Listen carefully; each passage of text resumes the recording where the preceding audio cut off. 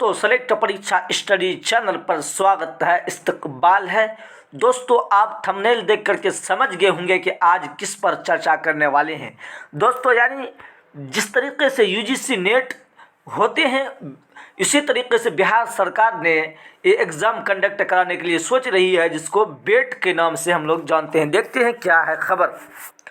दोस्तों बिहार सरकार ने नेशनल एलिजिबिलिटी टेस्ट की तरह ही राज्य के विश्वविद्यालय में सहायक प्रधानाध्यापक की नियुक्ति के लिए बिहार राज्य योग्यता परीक्षा बेट बिहार एलिजिबिलिटी टेस्ट कराएगी।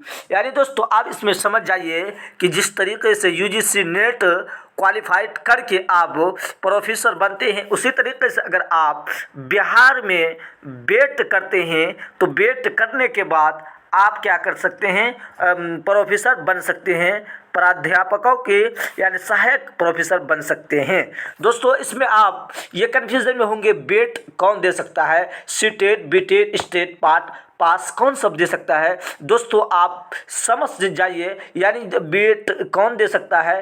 बेट इसी तरीके से एलिजिबिलिटी टेस्ट है, जिस तरीके से आपका स्टेट सीटेट बीटेट टेस्ट होता है, इसी तरीके से अगर आप बेट पास कर लेंगे तो प्रोफेसर बनने के लिए योग्य हो जाएंगे, आवेदन करेंगे। जिस तरीके से अगर आप सीटेट पास होते हैं तो किसी शिक्षक बहाली के लिए आप आवेदन करते हैं, आप योग्य हो जाते हैं, उसी तरीके से आप बेट करने के बाद किसी भी प्रोफेसर बनने के पद पर आप योग्य हो जाएंगे। आप समझ गए होंगे दोस्तों। अब इसमें है कि बेट कौन कौन दे सकता है, इसका क्वालिफिकेशन क्या है, एलिजिबिलिटी टेस्ट क्या है। दोस्तों इसमें देखिए बेट वही दे सकता है, कलर को चेंज कर लेते हैं। दोस्तों बेट वही दे सकता है जो एमए किया हो या पीजी किया हो, वही बेट में एलिजिबल है, वही बेट पास कर सकता है। अगर बेट पास करने के बाद बिहार सरकार प्रोफेसर की बहाली लाती है तो आप उसमें एलिजिबल हो जाएंगे। समझ गए दोस्तों। अब ये सारा चीज़ है, इसमें ये भी कहा गया है कि इसका जो मंजूरी यानी औपचारिक मंजूरी देते हुए इसका प्रस्ताव शिक्षा विभाग को भेज दिया जाएगा।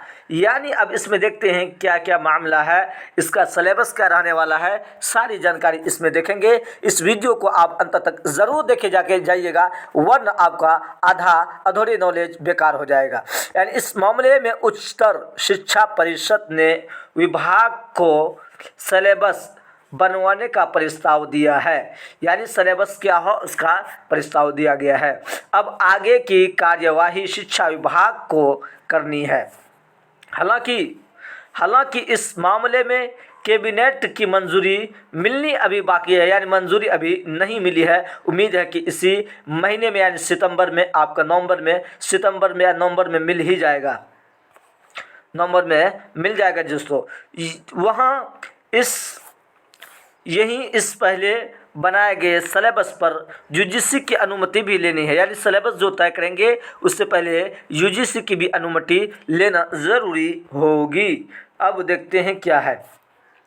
मुताबिक सिलेबस बनाने के लिए बिहार में पढ़ाए जाने वाले प्रत्येक विषय के लिए एक्सपर्ट कमेटी तय की जाएगी। यानी जो भी अलग अलग सब्जेक्ट विद्यमान है, अलग नॉलेज रखता है, उसका एक कमेटी बैठेगा, उसके बाद सिलेबस तैयार की जाएगी। लेकिन इसमें सबसे बड़ी खुशखबरी उस लोगों के लिए है जिस तरीके से बंगला और अलग अलग तरह की यूजीसी नेट में नहीं कंडक्ट कराती है, तो बिहार सरकार मादरी भाषा में भी बेट की यानी एग्ज़ाम कंडक्ट कराएगी। उसकर भी मतलब आप उसका प्रोफेसर बन सकते हैं। ये सबसे बड़ी खुशखबरी निकल करके आ रही है। देखिए मातृभाषा, जिस तरीके से मातृभाषा है, मातृभाषा अंगिक मैथिली भोजपुरी आदि भाषाओं के लिए भी सिलेबस बनाया जाएगी। नेट में शामिल विषय के सिलेबस भी इसमें शामिल रहेगा।